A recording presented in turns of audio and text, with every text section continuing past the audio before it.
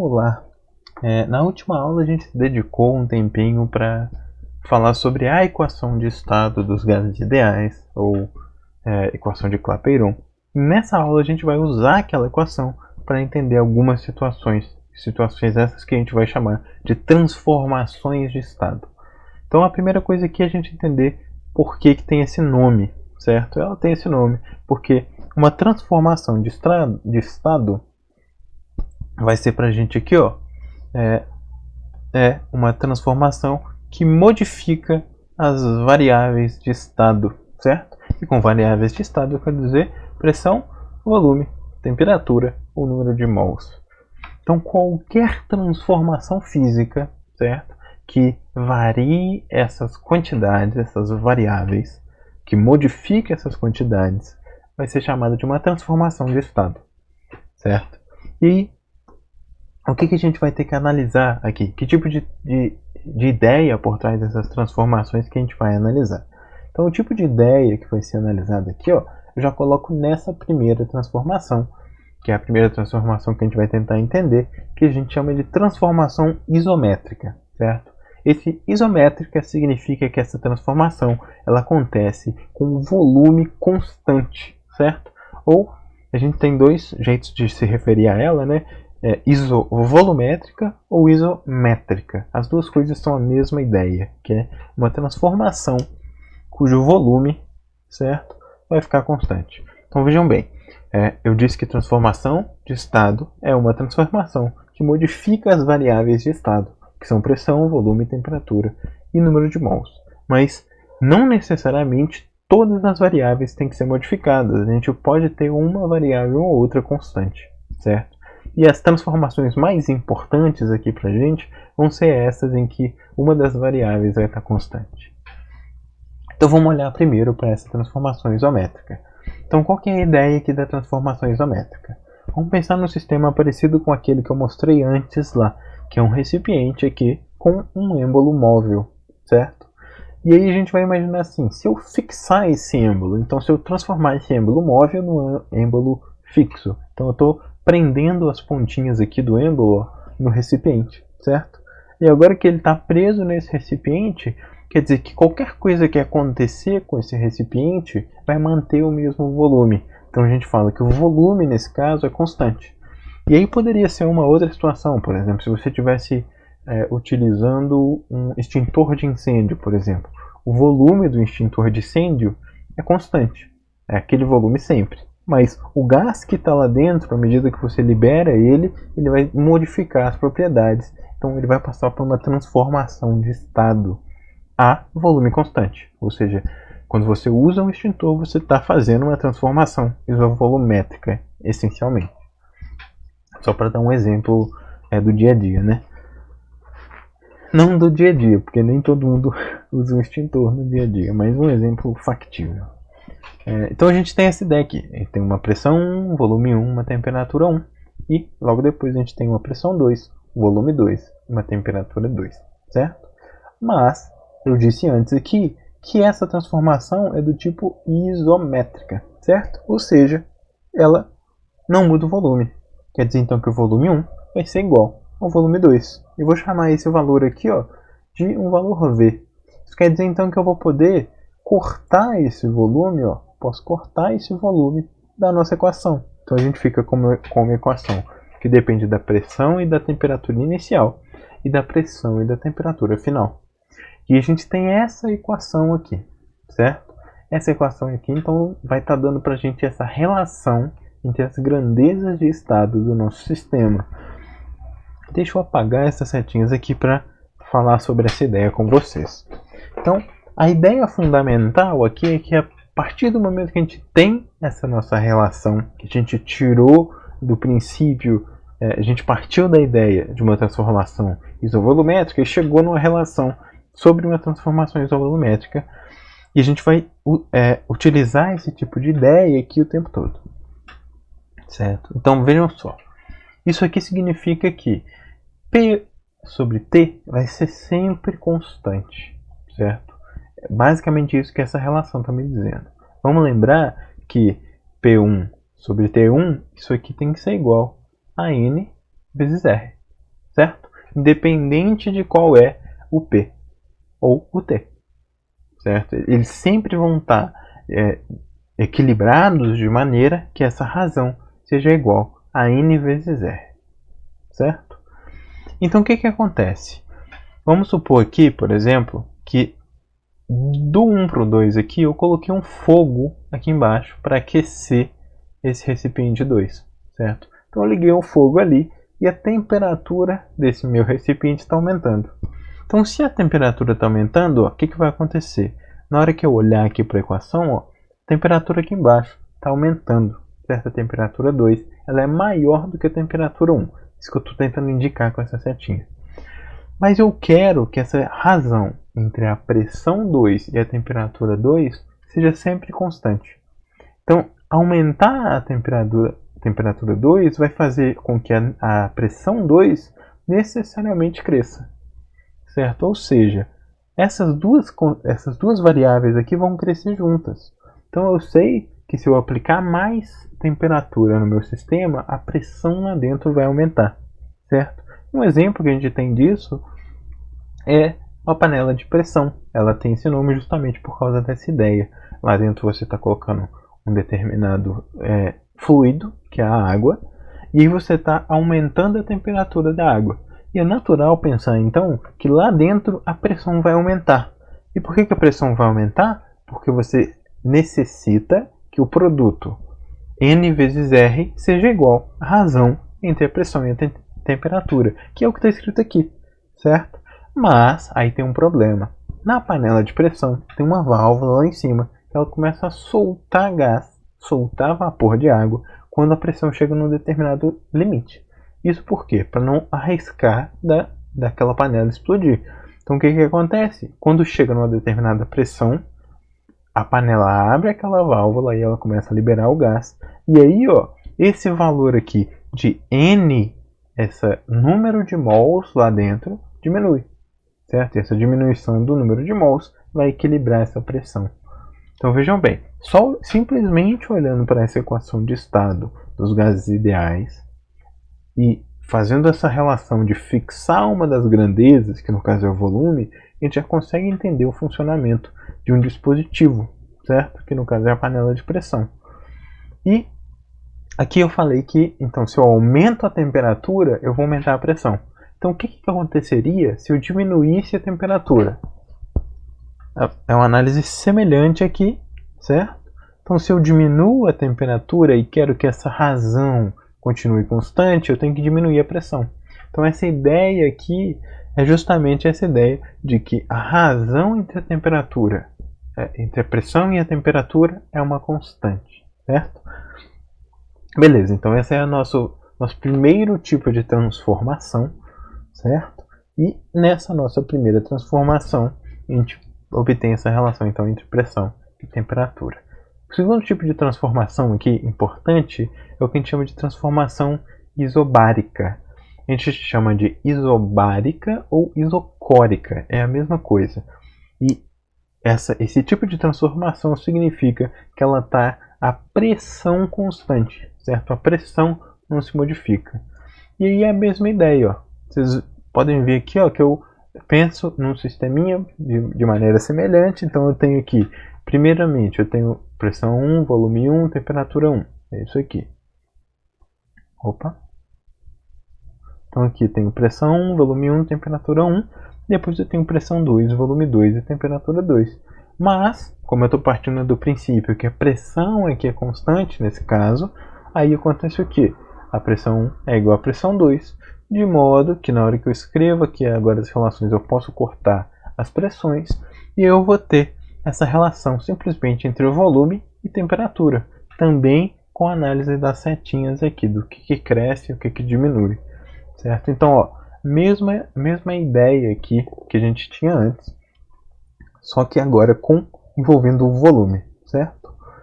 E nesse caso aqui do volume é um pouco diferente, mas eu vou mostrar para vocês um jeito legal de praticar isso, essa intuição de o que vai acontecer com cada sistema, certo? Mas aqui é a mesma ideia, eu quero que a razão fique constante. Então, se eu aumento, por exemplo, a temperatura, que tem que acontecer com o volume para essa razão ficar constante? Tem que aumentar também. E no caso contrário também vale. Se eu diminuo o volume, por exemplo, a temperatura tem que diminuir, certo? Então existe essa relação entre as duas grandezas, que se uma diminui, a outra diminui, se uma aumenta, a outra aumenta, certo? E o nosso terceiro caso importante aqui de transformações a gente parte do mesmo tipo de princípio que nesses outros dois, é a transformação que a gente chama de isotérmica. E essa transformação isotérmica, ela é parecida com as outras duas, mas eu vou deixar que vocês façam a análise do que acontece com as grandezas quando a gente varia elas, certo? Então é importante lembrar que o que tem que fazer aqui é pensar P1, V1 sobre T1 é igual a P2, V2 sobre T2. Então só para dar uma dica, a gente vai ter uma relação aqui, então, ó, vou escrever ela aqui, ó. A gente vai ter P1, V1, certo? Isso aqui vai ser igual a P2, P2. E aí o que eu quero que vocês tentem exercitar é, se eu aumentar a pressão, ou se eu aumentar o volume, qual que deve ser a relação dessa grandeza com a outra, certo? Então, nos dois casos anteriores, na transformação isométrica, se eu aumentasse a temperatura, a pressão aumentava. Se eu diminuísse a temperatura ou diminuísse a pressão, a outra grandeza associada ia diminuir também. No segundo caso, da transformação isobárica, se eu aumentasse o volume, a temperatura aumentava. Se eu aumentasse a temperatura, o volume aumentava. Então elas tinham essa relação direta. Nesse terceiro caso, é diferente. Mas eu quero que vocês tentem entender e me dizer qual que é essa diferença, né? Então, vamos manter o grupo essa semana um pouco mais ativo. Então, quero que vocês tentem pensar, né, o que vai acontecer nesse nosso último caso. E uma coisa aqui que eu decidi mostrar para vocês é esse site aqui, chama FET, Simulações Interativas. Então é só procurar por esse site, ó, fet.colorado.edu, certo? E aí vocês vão estar nessa página aqui. Na verdade, peraí, deixa eu voltar. Vocês vão entrar nessa página aqui, ó. Deixa eu mostrar como chegar, né, na simulação que eu quero que vocês vejam. Então, quero que vocês deem uma olhada nesse site, porque dá para brincar um pouquinho com a simulação e aprender bastante, ó. Então, vem aqui em física, né?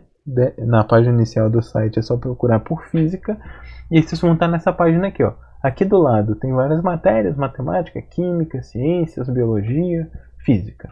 E aí, ó, vocês desmarcam todas as opções que não sejam calor e termometria, certo? Porque a gente vai ver a simulação aqui de termometria. E aí, ó, dentro agora dessa simulação de termometria, eu quero que vocês desçam um pouquinho e venham aqui, ó, em propriedades dos gases, certo? Então a gente vai ver, vai dar uma olhada aqui nessa de propriedades dos gases e ela abre nessa página. E aí agora é só apertar o play aqui. Provavelmente na primeira vez que você apertar isso, ele vai pedir para você baixar um aplicativo, eu acho que é um Flash. Se não tiver no seu computador, né? Eu acho que pelo celular você consegue acessar sem problema também. Ah, e só para mostrar uma coisa, quando vocês estão aqui nessa página, você pode clicar aqui embaixo em copiar e aí você baixa a simulação, certo? E você pode usar offline também. Se alguém tiver problema em acessar essa simulação, pode me falar que eu baixo e envio pelo WhatsApp, certo? Porque aí fica mais fácil. Mas enfim, a gente deu play na simulação e aí a gente está nessa tela aqui. E clicamos aqui em ideal, que é para dar uma estudada nas propriedades dos gases ideais, certo? E a gente vai ter essa telinha aqui. E essa telinha tem uma caixa, certo? E tem um termômetro aqui, tem um medidor de pressão, certo? E tem aqui uma bomba para bombear partículas lá para dentro. Além aqui embaixo, ó, de um foguinho, a gente pode modificar a temperatura então do nosso sistema. Então a gente vem aqui em partículas e a gente pode adicionar umas partículas. Então, ó, vou colocar aqui umas partículas pesadas, vou colocar 10 e vou colocar um monte de partículas leves, 50. E nessa simulação, o que a gente está vendo? essa simulação ela pega as leis de Newton e aplica em cada uma dessas bolinhas para poder saber como que ela vai andar ali naquele meio, certo?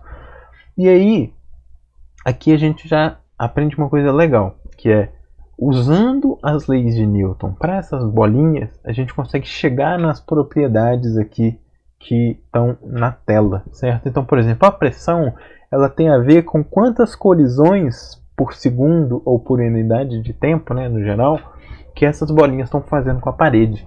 Então, quanto mais colisões elas estão fazendo com a parede, maior vai ser a pressão. E a gente, inclusive, ó, pode vir aqui, ó, tem essa opção de contador de colisões. E aí aparece esse contador aqui, você pode escolher o tempo que você quer deixar ele rodando. Então a gente tem vários intervalos de tempo aqui. E esse tempo está numa unidade que é o PS, que é o picosegundo. É uma unidade de tempo muito curtinha, para ficar claro que esses fenômenos eles acontecem num intervalo de tempo muito curto, certo? Então aqui, vamos deixar, por exemplo, 5 picosegundos, e aí na hora que eu dou play, a gente vai ver, ó, 48 colisões. Aí se eu der play de novo, vocês vão ver que não dá exatamente 48, dá 44. Se eu der play de novo, vai dar 49. E aí a pressão ela tem a ver com a média desse valor aqui de colisões por unidade de tempo, certo? Tem a ver com temperatura e tal também, mas fundamentalmente a gente consegue pensar na pressão como uma medida do número de colisões.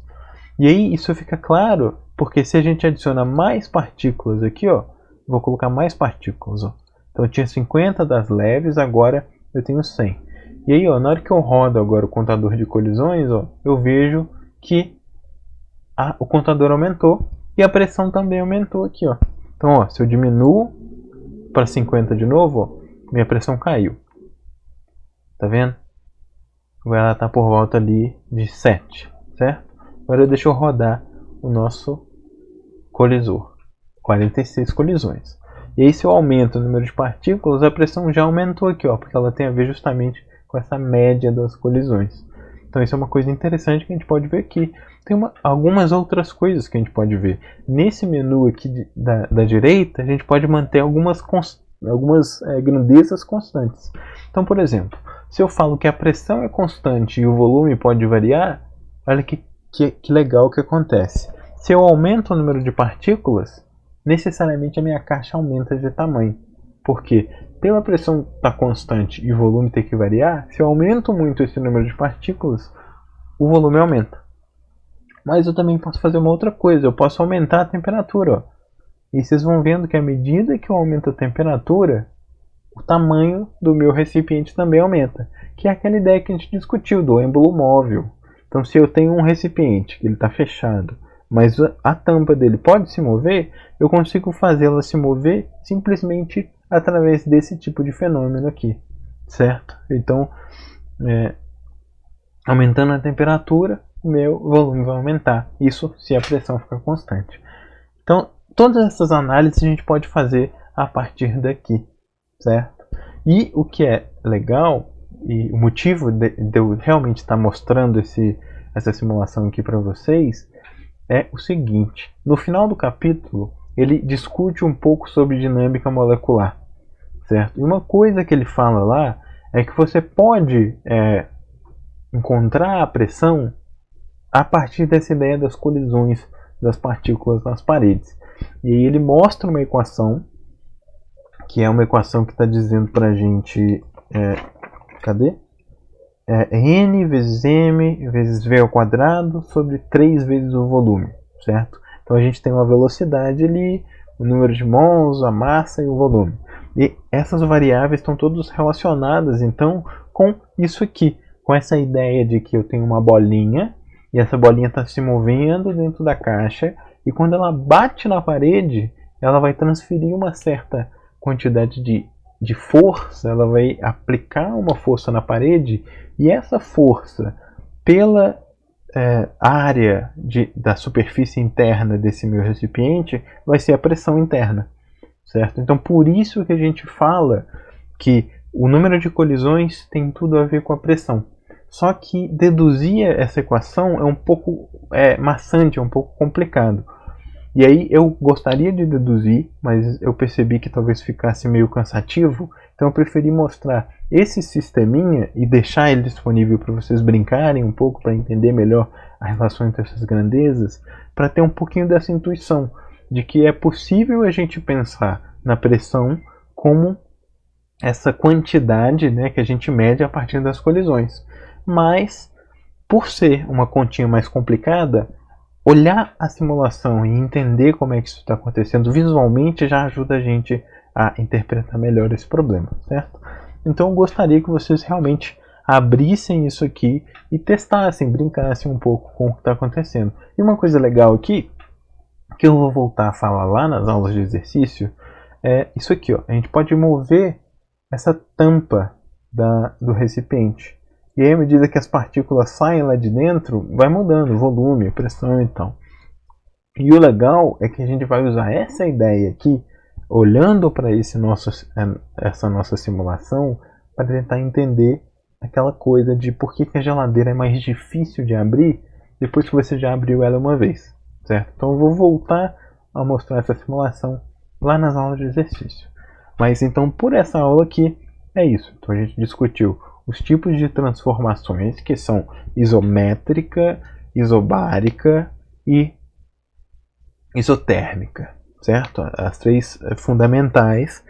E gostaria que vocês dessem uma olhada então nesse modelinho aqui, nessa simulaçãozinha, para poderem brincar um pouco com essas coisas. E aqui embaixo tem umas outras opções, ó. Tem um explorar aqui que dá para mudar outras propriedades. Tem essa janela aqui que mostra também as energias médias dessas partículas, se vocês tiverem interesse em pensar um pouquinho sobre. E tem essa última aqui, que é muito legal, que você bota umas particulinhas, ó, um pouquinho de cada lado, e aí você consegue controlar as temperaturas. E vejam só, depois que eu remover esse divisor aqui, eu consigo ver que essas partículas de cada um dos lados elas vão se misturar e elas nunca mais vão ficar separadinhas. Então, nesse momento inicial, eu tenho as partículas vermelhas na direita e as azuis na esquerda. E aí, do momento em que eu remover esse divisor em diante, em nenhum instante eu vou voltar a ter aquele sistema organizado. A gente vai voltar mais adiante a falar dessa ideia, né, sobre esse experimento, que é até um experimento que Maxwell ele pensou muito sobre isso, e aí ele deu um nome engraçado para isso aqui. Ele deu o nome de um experimento do demônio de Maxwell. E aí a ideia dele era ter basicamente um serzinho aqui, ó, que fecharia novamente essa janela aqui, né? Ele colocaria novamente o divisor. E esse ser, ele colocaria o divisor para poder tentar separar as partículas de novo. Então a gente tem aquele estado inicial, que eu tinha vermelhas de um lado, azul do outro. E depois daquele estado inicial, a gente não vai ter mais essa separação exata. Então a gente vai voltar a falar isso mais adiante. Mas eu já estou adiantando aqui para quem tiver interesse em explorar essa aba aqui, né, da nossa simulação. Mas então é isso, gente. Sugiro vocês realmente aproveitarem, né, um pouquinho sobre esse site aqui. E o mais legal é que tem simulações de todas as áreas, certo? Então aqui na página inicial tem de física, de química, de matemática, de ciências no geral, de biologia. Então vocês podem aproveitar para olhar coisas de outras áreas. Às vezes vocês estão interessados em química ou em biologia, por exemplo, e tem algum interesse que pode ser sanado aqui usando essas simulações. Então é isso, gente. Fico por aqui com essa aula. E hoje vai ter mais 2 aulas de exercício também. E só para me explicar aqui no final, eu tinha gravado já as aulas e eu ia postar hoje de manhã. Mas assim que eu terminei de gravar os vídeos de exercício e as aulas teóricas, eu percebi que estava com um problema no áudio. E aí eu tive que regravar tudo, acabei demorando para poder refazer isso, certo? Mas é isso. Então, tchau, tchau para vocês, bons estudos e até a próxima aula.